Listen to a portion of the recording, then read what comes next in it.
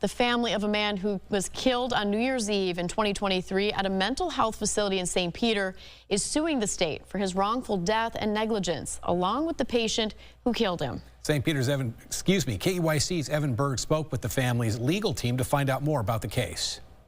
We now have a gentleman there who's killed two people, and both times was acquitted on mental health issues.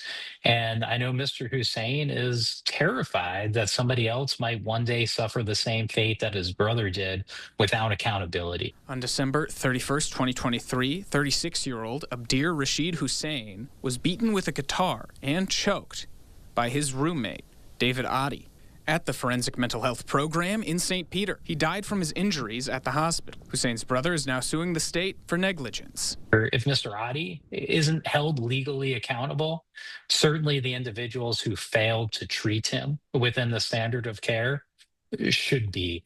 The lawsuit notes that before moving in with Hussein at the facility in 2022, Adi had a history of delusions and bipolar disorder with mania.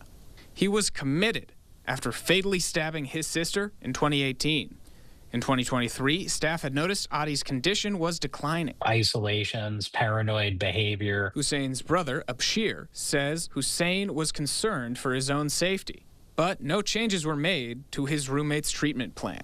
He says the facility also allowed Adi to ignore its policy regarding violent media during this time, letting him play Assassin's Creed Valhalla in the activity room.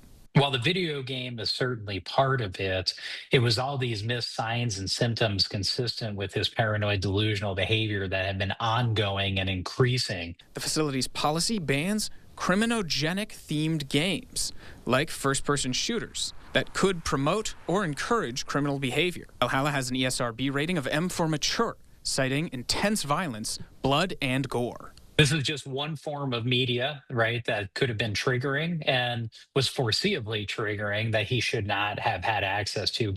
While it couldn't comment on the pending litigation, Minnesota Direct Care and Treatment, which runs the facility, told KEYC the loss of Abdi Hussein was a terrible tragedy that left his friends, family, and partners in treatment heartbroken. Hussein's family hopes financial compensation in excess of $500,000 could help them move on and send a message. You know, these entities just don't seem to pay attention if there isn't some form of accountability, and that accountability often needs to be financial. In St. Peter, Evan Berg, KEYC News Now.